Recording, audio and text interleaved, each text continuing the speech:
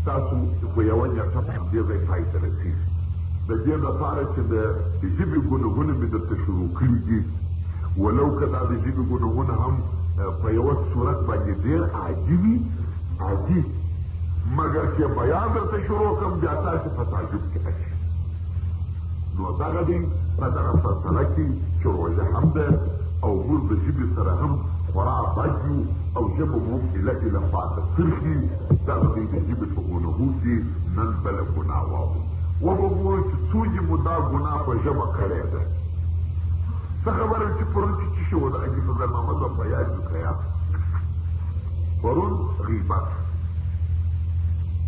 غیبت د ژبې ګناه وه. نن یو بله داسې ګناه د ژبې در ښیمه چې ظاهره ډېره کوچنۍ ده، په نزد د خدای ډېره لویه ده، په موږ کې بیخي کوټه ده او ګرده په اخته وي. څه شي وي دا نمیمه یا چغلي ونه دې ویل چغلي یو له هغه ګناهو څخه دی چې کبیره ګناه ده د ژبې. اوس نو غوږ ورونه چې څو دقیقې دې خواته ونیسه او دا هغه کبیره ګناه دی چې د یوې خوا ډېره کوچنۍ و ساده ده او د بلې خوا لو کبیره ده. زموږ په جز کوچنۍ ده، د خدای په جز لوی. چغلي ته ته وایي یو وارې په پوکه وروره چغلي خورا ډېر اقسام لري چې داسې بې لاسه څه ووایي. هر څوک چې د چا په مجلس کې ناست او د ده چې خبرې واورېدې بیا راولاړ شو هغه بل سړي ته دا خبرې ورسولې دې ته چغلي وایي. فرق نو نه لري که دې د چغلي په برکت ما په خبرو فکر کوم که دې د چغلي په برکت سره وجنګول هم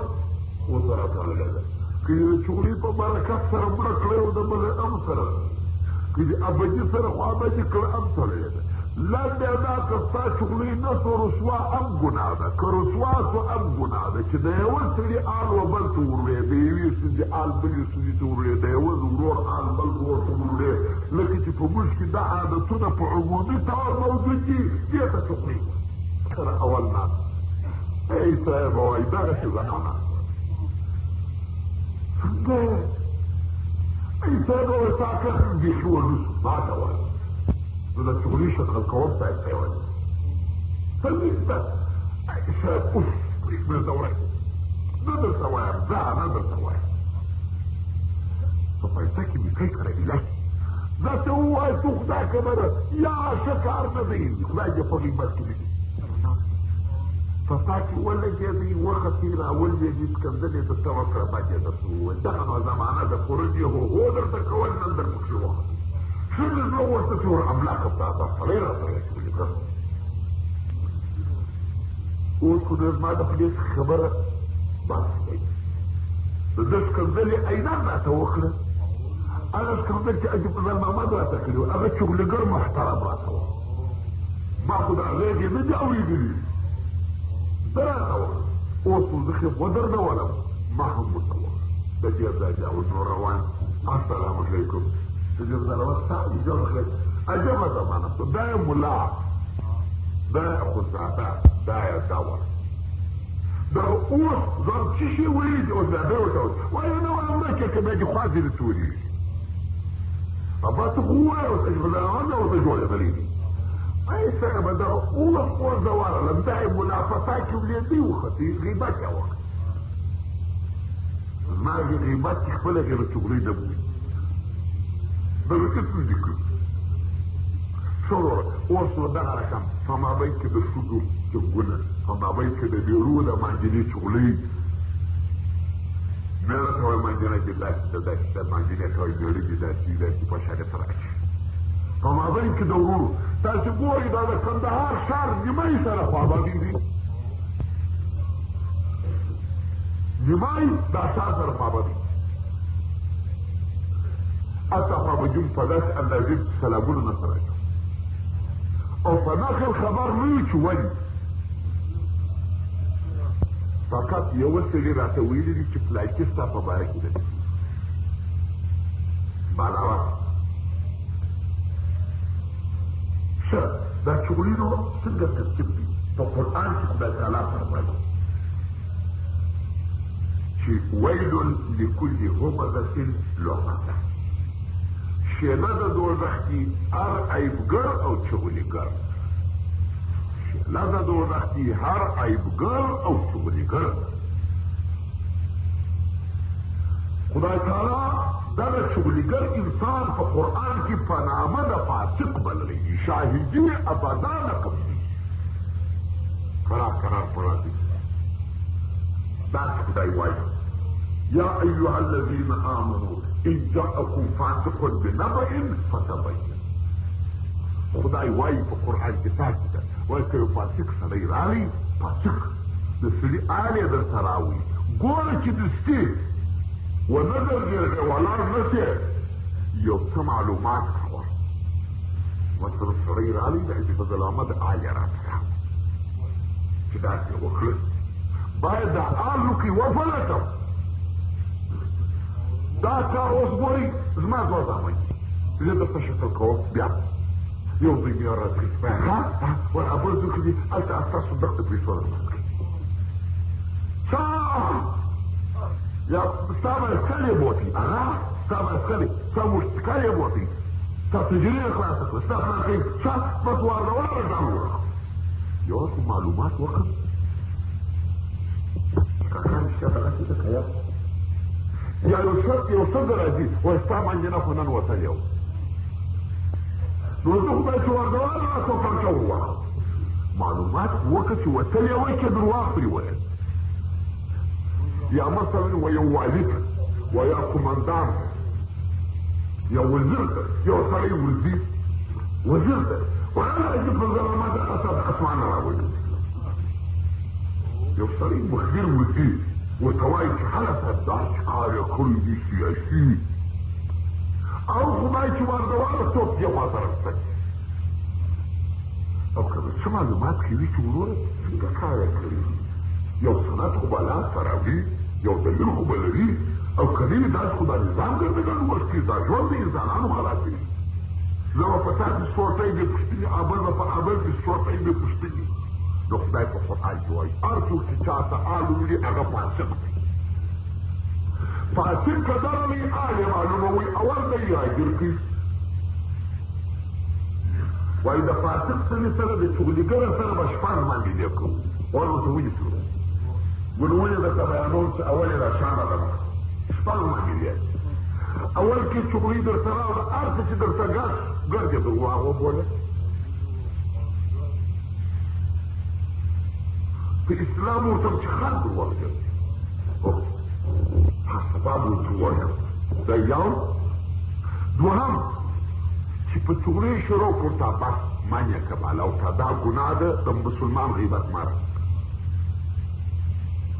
زده کوی چې دی دوه درېیم چې چغلي یې شروع کړه پورته چې چغلیګر دی ګرد عمر بې اشنایي به ورسره خو چغلیګر خدای په قرآن کې فاسق بله دي ابدا د اشنایي وړ نه درې څلورم چې چغلي یې شروع کړه ته په خپل هغه بل ورور باندې ښه ګمان وکړه پوه شه چې دی خائن دی پر هغه ورور ښه ګمان وکړه بدګمانه کېږمه دا شنوګاني چې بیا په بازار کې کلام ووایي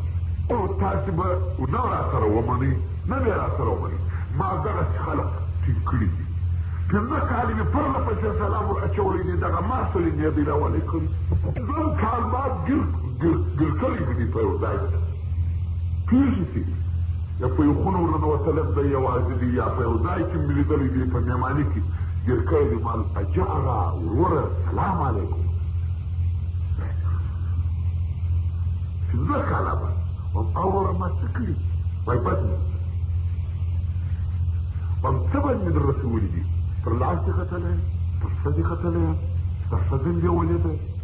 سامان مې خوړلی دی هر بس دغسې بد او لاس مې چې دغسې معلوم دی آخر چې راغلي یو هېڅ شی ده وروره زه ولاړ که دا ګوره چې ناسه ولاړ افغانستان کې دغه مځکه لرم چې ما پخې کېره کوم کور رانه په مالي کې اچوه نو خو زه درته هم ګوره خو زه مځکه نه لرم چې ستا اوبه مې لګولي دي خزانې نه لرم چې ستا پیسې مې وړي دي ښځه مې ستا نه ده بیولې په څه شو خبره دی بس دوی په خبرو راوړم وایي داسې ماته بابا وایي پلای کې یو ورځ ماته داسې وایي چې ته داسې نو خو ته ولې ساده سړی یې نو ساده بله تا خو به زما معلومات کاوه ته نو دا پنځه کاله یې ماته سلام نه راچوه خاوندېږه پات پکې دی چې څه دوسته ته ورته وایي نو راکړه چې دا لاسونه یې در مچ کوم نور نو څنګه یې پات پکې نو دوی وروسته پخلاک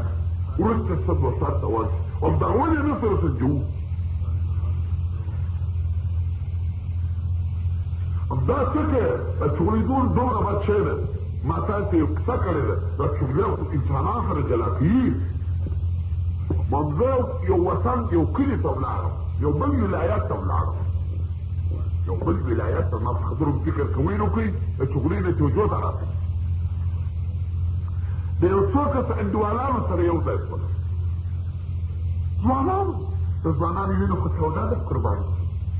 ځوانانو خبرې مو سره شروع کړې ما چې د کوم ځای ما ورته د کندهار د کندهار د کوم ځای لښکر پر باندې وعدهوار یې زما نو ورته ویل پلانکۍ سرکوزي بیجنه پېژنې ما ورته وویل پېژنې سرکوزي بیجنه عبدالله پېژنې ما وویل پېژنې اوس څنګه سړی زما ډېر پت هغه نو زما په ښکنځلې شروع وکړه ستا په ګمان چې څوار بې مور خور ښځه راياده کړي دي ستاسې په ګمان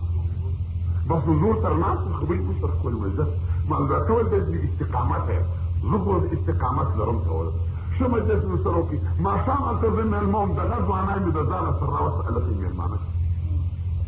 ښه مجلس مې تر سهاره پورې مې سره وکړي مجلس مې تر سهاره هېڅ مې ورته وایه او تر دغه سهاره پورې به ستاسې ګمان هغه کسان مې شهیدان مې ول کور کول نو دغه چې دی نه چې ویل کېږي راته داسې چې لاس واچوي نو بیا ته کتاب وکړي یا توده در نه په پوهېږم سهار شیدې و چای رالې چای مو وڅښلې وبخښئ سهار د لمانځه وخت رالې دوی را سره ونه کړي ما لمونځ وکړي چې لمونځ وکړي یو دوه لکه تر شا راکړي ولرل ما چې لمونځ وکړي دوی را سره او ملا خو لعني یې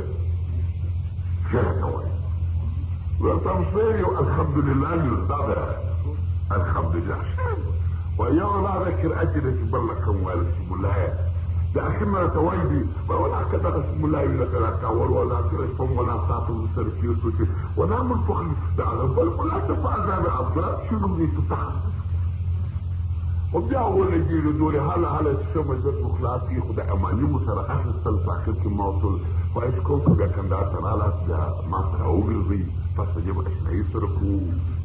والفترة سلكوه زبير خوشيجما زور دوام لأن استاذ يتشيلي زي طبعا فرضا بكم كستاكي وامدو جامية كستاكي واو يا مخاطر ده جامية ده وهم فقط فقط جامية أنا وطاس فخبلي فستنا وكي فخبلا وبس ما أدروشي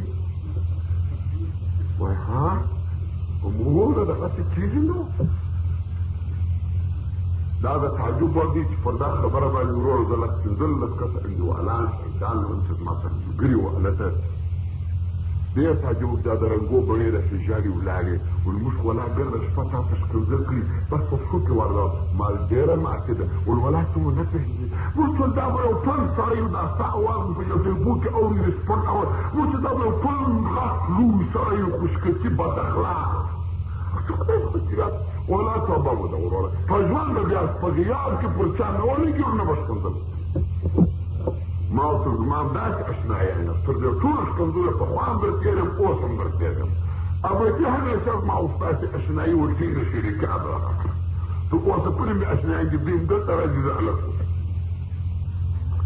دا څه شو شغلې په سړي دغه نه لیدلی نه کتلی زما رنګ یې نه و لیدلی ټوله شپه مې ورسره چېرې کړه ښکنځلې ته کول دی نو داسې ساده مې سړی دا ورونو شغلې په سړي داسې کې چې دوستان رفیقان ښاریان سره جلا کوي راسي چې د شغلګر په خبرو غوږ ونیسي ښه ده نو زه اوس نو د شغلګر ګناه ووایه قال رسول الله سره لا يدخل الجنة نمام شغلګر به جنت ته نه ننوځي اوس یې مجزا وکړه او دا بله واورئ تا که شغلې کولی تاسې پوهېږئ چې دی څوک دی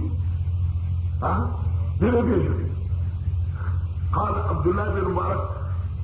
الذنيب الزنيم والزنا الذي لا يختم الحديث عربوني خبره نه پټوي. رسول الله فرمای عربوني خبره نه پټوي. چغليګر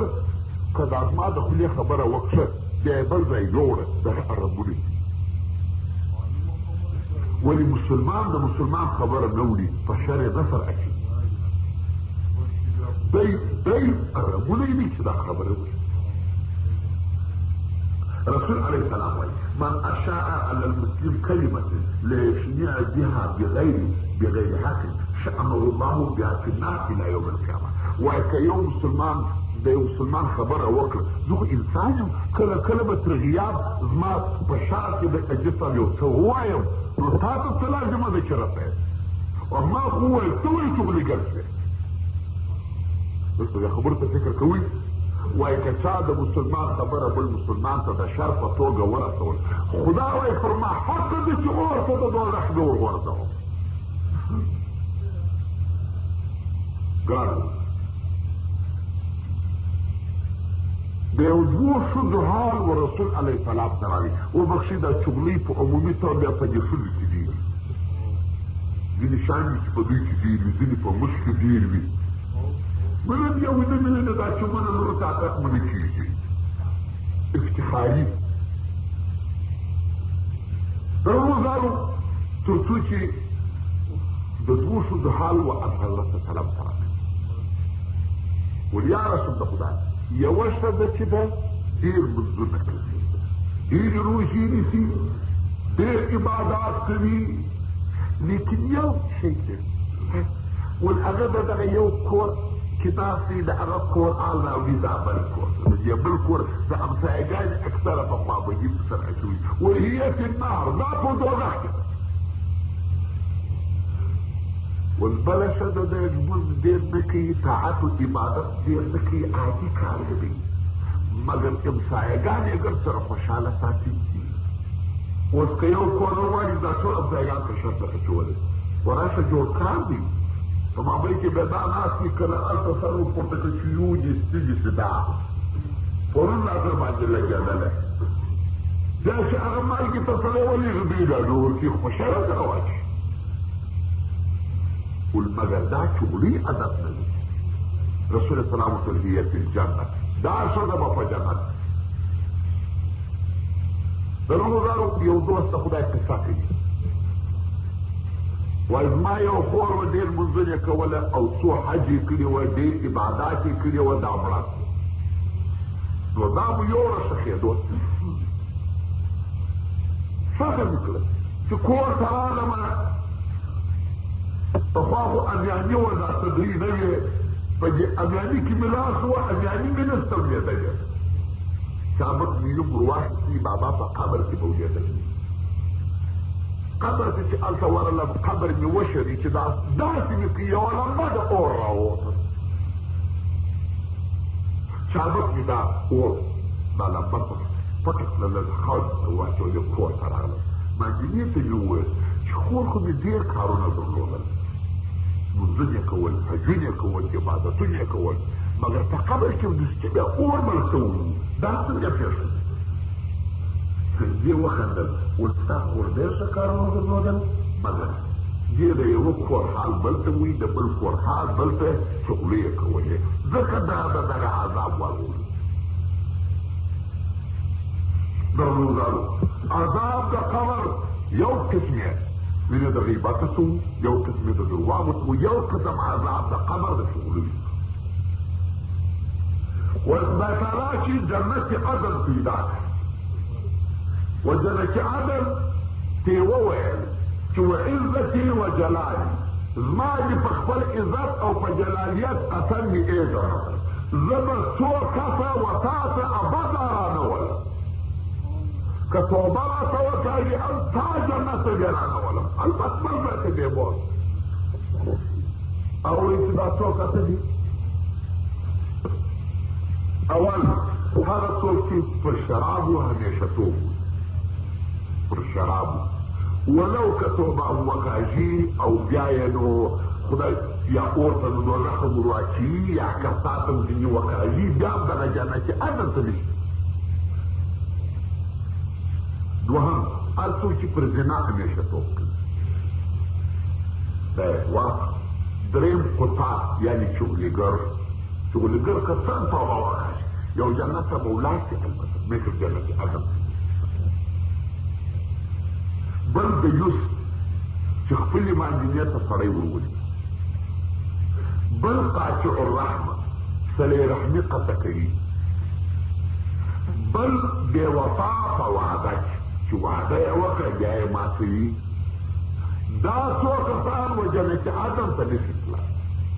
حتی د جنت فردوس سره هم د دې کسانو وعده کوي چې نه وړي. درنوزارو لازمه به داسې وي زما په عقیده چې په نظري حدیث شروع وکړو او عمل په وکړو او د شغلي او د ژبو د ګناهو څخه ځان وساتو. د حذیفه بن یماني رضی روایت دی چې رسول سلام فرمایي او د حضرت ابي هريره روایت دی من مشى بين اثنين سلط الله عليه النار تعرق في قبره الى يوم القيامه.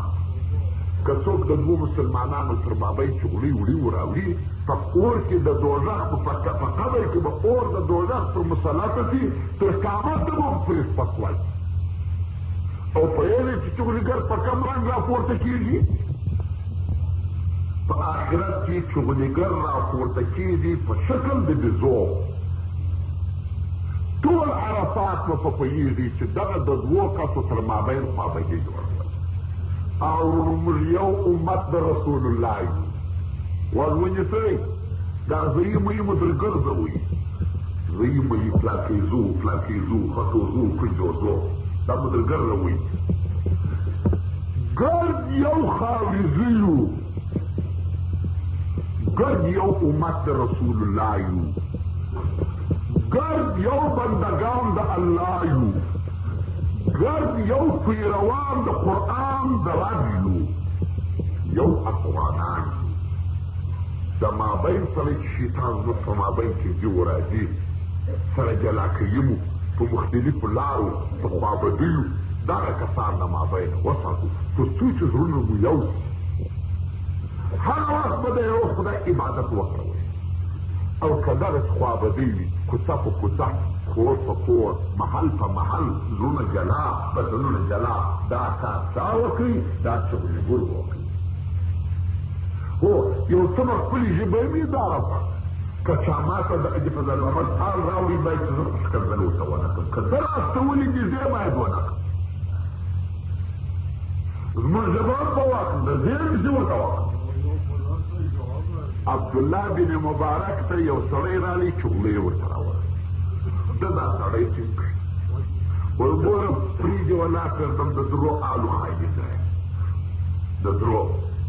یا به داسې وي چې هغه سړي به دا خبره کړې وي تا به راولي خو نو چغليګر یم جزا او که هغه نه وه کړې تا راولې وراوي د رسول نو درواغجن یې بهتان دي پر ویلي هم جنت پرېوتم. او یا داسې دی چې فاسق یې نو باید زه تحقیق وکړم. ان جاءکم فاسق بنبأ فتبینوا زه باید تحقیق وکړم معلومات یې وکړم که فاسق یې په دروغو دې ووایه. هغه سړی په پښو کې ور ولوېدی اوس هغه توبه مې د فاسق یم هغه نه دي ویلي ما د ځانه جوړول. نور خو دا دي بیا بله ګناه چې هغه ښکنځل نه وکړي. هغه ښکنځل ما ستا د خولې واخېږه.